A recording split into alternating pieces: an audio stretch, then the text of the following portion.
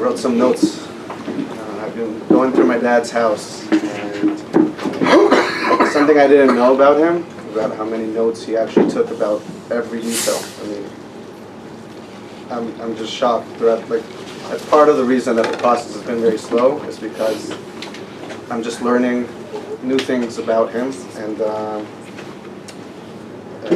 that's also why I was kind of sitting and saying, I want to hear, you know. So, but here you go. First of all, I want to start thanking Rabbi Orbach. I mean, he's, for being the thing and behind the scenes, he really did it all here.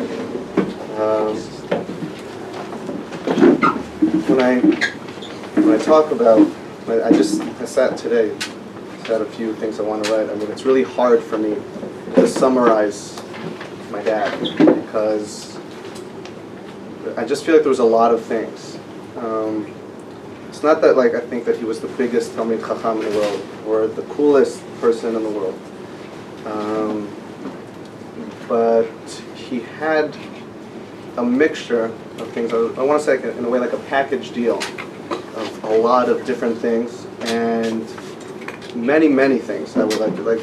But usually when someone has so many things, so many different personalities and unique things to him, usually it's like, okay, each one, but I know I'm Nogah Davar, I like him, but I want to say that I think he was very cool, very nerdy, he was very funny. He had a rabbi thing to him too. He just had a lot of different, a lot to him, which is why when using the stage basically to talk a little bit about him, makes it a little difficult for me to kind of narrow it down. As much as I came only in the mid of his life, and there's other years until you could actually remember, and then there's other years when you kind of move out of the house. So it's just, but as much as I can, and how much as I got from him. I think so. The big idea of him having all of these different factors is it really helped him do something that he really loved, which is connect to people, make them better, to make people. And I don't think it was something that he worked on. I mean, I don't think it was a vote from so I could connect to people. I need to know what's going on in sports, what's going on in the Gemara, what's going on everywhere. I think he just had it. He was born to do it, and he used what he was born to do to the fullest, I feel, as much as he can. And so I want to say one big thing when I think about him is truth. That was something that he was seeking. What is truth? I mean, many people have different opinions. You ask an atheist and you ask a rabbi what truth is, they'll have different answers. But he was seeking truth. And there's really many ways and examples that I have to kind of show you guys what I mean. Once again, another example from just recently, because I'm going through his books, and I see one shelf.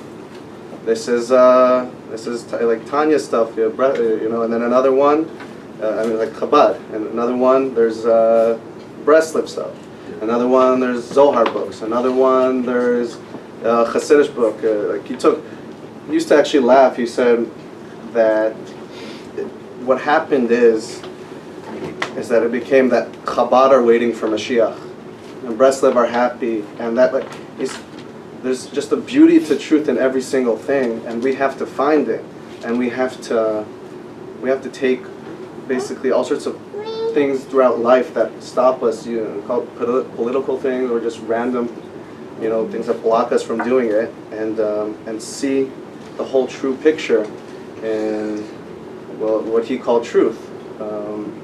So I'm just thinking of an example that I actually just heard in the Shiva. I never knew before. Someone told me in the Shari before Yom Kippur, he played a game with the guys, and he said, let's see who could find the biggest Avera. So does that seem politically like you're making guys look for Averos? He knew by the end of the day with their game to find, they're like, no, I found a bigger Avera, I found a bigger Avera. They end up knowing things that they would not know before, and that was his goal. I want him to know it, so whatever way that happens. And also him seeking truth, and as I'm saying, like taking something from every single, perspective in Judaism, like the types of in Judaism. He also made him basically I like to say like a rainbow, but not in ways that people today, use it. Many times when people have, they see the other person, colors and whatnot, they have their own way of seeing it, and they're not going to be with your way of seeing things. Like they're really closed down to their way, and they just have the advantage that they're considered accepting. But he, not just in books. I mean, I remember in Shir he had so now in Machon Meir he had all clothes. Just like he would laugh at me, and he loved me, but he would have jokes about me and all of my siblings. He just couldn't take away the humor from something, but. That doesn't. I remember he used to say a story about when he was here in Israel. And he went to greet the Ethiopians coming to Israel. And he was so proud of that the Ethiopians are coming to Israel. And then he cracked a joke after too. But he actually physically went there. So I'm not going to repeat everything. But there's a place and time for everything. But I'm just saying that physically, when you put it in act, you put your words into actual act. He cared about everything, and he saw. For the truth, he saw above everything.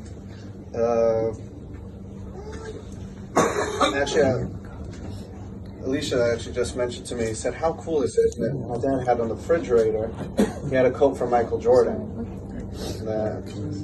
My phone died, I had it, I took a photo of it to read it. But it was something about, more or less, because I've seen it many times, I missed thousands of shots, I was counted on having so many winning shots, and I missed. I lost. He had the numbers of games that he lost, and he goes on with all of the failures that he had, and he says that's why I succeeded. And Alicia's like, how cool is that was his inspiration, Michael Jordan, and when I'm now thinking of it, it's of course that he saw above that. He saw greatness. How do we get there? And he took it to his own way, how to get what to use these tools to get there. But he used it, and he saw above everything. So you try to use everything. I remember because he used to have shir in our house a lot, in the living room. So I didn't necessarily participate, but we would hear things that he would repeat maybe sometimes. So in my mind, I remember he used to bring an example that there's a God to his students. Of course. Part of it is also trying to connect to them, as I mentioned before. But he would bring Bob Dylan to convince people there's a God. He said, have you ever heard him sing? In a natural way, would he ever succeed? He doesn't sing. There's a God. So he saw life. He would look at life in a truth way to how to figure out to get to the truth. And it really... Things like that, like what you're saying, like the Bob Dylan, the way he's looking, was really, I think, also why he succeeded, because for him it was every book he read was a way of life. I mean, another thing that I noticed in his books, it's crazy how many things I'm noticing just from that. He didn't really have like Ramban on a certain on the shots like Bavli so much that he had. But the main books, and he has so many, which was the problem with it, was that he has a book about being everything that he needs to do. He has a book about it. It's not like there's a halacha in a Shulchan Aruch, then he has a book about that halacha. Like he has a book from waking up in the morning, what I'm supposed to do, to Chagim, holidays, certain random things that he had, and you would see, be happy to be that. Like he just had books about everything. Because a book wasn't, it's also something I think that maybe made students, I think, connect and really enjoy when, of course, there's always, that person that slips away, but I'm saying students that, from my point of view, that connected with him and stuck with him, let's say he would teach a certain amount of Torah, we'll call it, so to the person, so he wouldn't leave. Let's say he taught them Tainus. We'll bring the classic example of his. He taught Tainus, and so by the end of the year, the student isn't a student now with Tainus because of my dad. He he taught over a way of life. And it wasn't, I'm saying he didn't just bring over a book. He brought over a way of life, and that's what people that connected to that, they really liked that. And they at the end of the year, you mentioned before, he made a person. He made a guy would come in and leave, if he succeeded, a different personality. And for examples, I want to think of like just when I say like a way of life that really I felt that people connected to, that we just had Sukkot. Sukkot not only was just recent, it was also something that he really liked, and he was very strict about eating in a sukkah, like more than I would like. Whatever, he was very like drinking in sukkah, right? And so for me, I know for many years I always had like this. We have like sukkah is like a burden, and how do we go through it with because now I want to go there, but I have to eat in the sukkah. We're going to do about the sukkah. He didn't look at it like that. He looked at it as a fun challenge, and now let's succeed. And the reason I remember this because I was also looking through photos, and I remembered of a really nice memory that we had was when we went to the beach. So by saying what I said, so you just say, listen, a guy like that would either not go to the beach on Sukkot, because what are you going to drink? You can't have your beer, you can't have your snacks, your watermelon. So either you don't go, or you go and you just sit by the beach, and So we went to Chiprokol here. He brought a few boxes, put some stuff, and also that's part of the things I said. He's got a lot of things. He's got the arts and crafts. He built a sukkah from Chiprokol boxes there, and he put it like by the side, and he was sitting there, and he was so happy, like I won, like I beat the challenge, and that was his perspective when it comes to these things, that. We went from oh man, sukkah. Yeah. Yay, sukkah! I want to eat inside the sukkah. Right, because he made it like the coolest sukkah. Yeah, the sukkah at the beach, and that was really the way of his life. Someone, he's right here. He told me that in the Knesset they had a game where they would have time to waste. So he said, let's play a game. Whoever comes back in 2 hours with the most mitzvahs, chasadim, whatever wins. Like he had that childishness inside him too. So that was a game for him. Let's play. Anyways, I also want to, as I said, like a story. People say, tell me a story, and I also want to tell a story. Like a story isn't him. It's more like I know him, and he is who he is. A story doesn't tell who the person is. But I do, like while I'm already talking about it, I do want to say a few, like, just things that I remember that were about him or important about him. I don't want to miss the how important the land was to him. It hurt him when I left, and it wouldn't hurt him just because I missed school or something like that. That was, I think, like the last part that hurt him. It hurt him that I left Israel. He just loved. He just liked the place so much. I remember when we used to fly, we'd come down.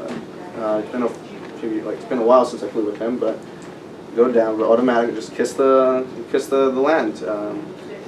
When we left, he would take a rock. So let's bring Israel with us. He just had this unique connection that very rare to see, and especially with like the image that he had. I guess I would say. Another thing is that was very important to him was the Bekios, to go through Shas, just finish Shas.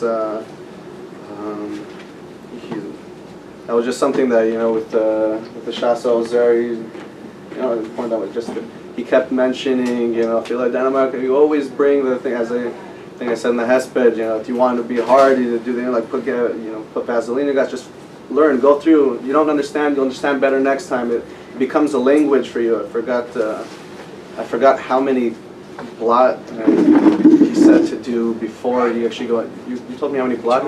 200. First, just read through 200, and then you know the language. Otherwise, you don't even know the language. So that was just another big thing of his. Another just like lines. I'm trying to think of a lot of lines after, like later, and he used to say this. I think was actually quoted from Ram. Sorry, Rahman. Sorry, very similar. That you have one eye to see the good and one not to see the bad. He would say that also with your ears, one to hear, you have one to hear the good, one not to hear the bad. And another thing that he said, your worst day in yeshiva is your best day outside of yeshiva. He would say that so much, and I remember not agreeing with it, and he gave me roll the eye like when you'll see, and I did. That's right. Yeah. He was really right. So now I just wanted to end on a keynote with just as a kid. He sometimes, I mean, I think, I didn't go, through my sentence, but they've all heard the sentence, that if my father did that, or listen right away, like how I even hesitate sometimes, and I basically want to say that I take it as a very, very big compliment. I don't think when I didn't listen, he saw the compliment in it, but and I'm not saying it's the right thing to do. I'm just basically trying to do the half full cup. That he was different in a way. He was a good friend. He played ball with me when I grew up. He had all the fun conversations. I'm not saying I would literally do anything that I would do with a friend, but like I'd probably do things with him that I wouldn't do with friends too. So the art. I'm not saying there's nothing that I didn't do, that I didn't want to do because he said. But when it was as a really good friend, that that he really, really cares about something, and that it would hurt him if you do otherwise. So that would be a case scenario where I would do something and I don't really want to do it. But mostly, if I would say no, it was because I see it as a really, not like a friend, like a dorm, but like a higher level friend, but a friend. And that's why I would think it a lot. I don't know if I don't remember if I ever told him that. But like when I tell him no, I always thought like, you have it so much better. We're like we bond. I'm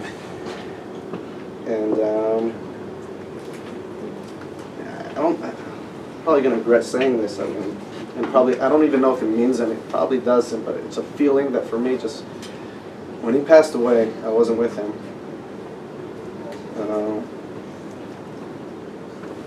I woke up at 2 a.m. I don't know why, and I just threw up. And it was nauseous, and I threw up again and again. It's about when he passed away. I don't remember the last time that I think I was 7, maybe the last time I threw up, And I was perfectly fine the day. Like, I went to sleep, perfect. I literally woke, and I'm thinking, why am I nauseous? And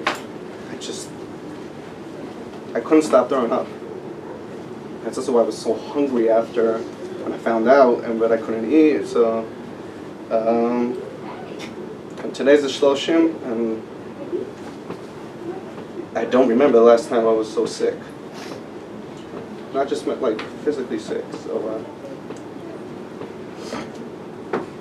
he was just a good friend. And anyways, on a keynote, I feel like something that he would say when we went to the kever, I told it to my siblings. I think that what he would do in a scenario like that, I know when Rosh Hashiva passed away from me, he came to me and he's like, okay, so he passed away, or this and this happened, let's not have it happen for nothing. What are we taking with us? So I would like to say, to encourage everybody, like to think of something that was unique to him. This was my vision. Everybody had different things that they saw in him. He had different personalities, as I said, with different people. So just to take something, and remember that, and to maybe try to improve in that. Thank you, and I really appreciate. Once I remember starting saying thank you to him, but I didn't. Thank you everybody for coming. Means a lot. I know. probably not communion so much for everybody, so thank you so much. Very good.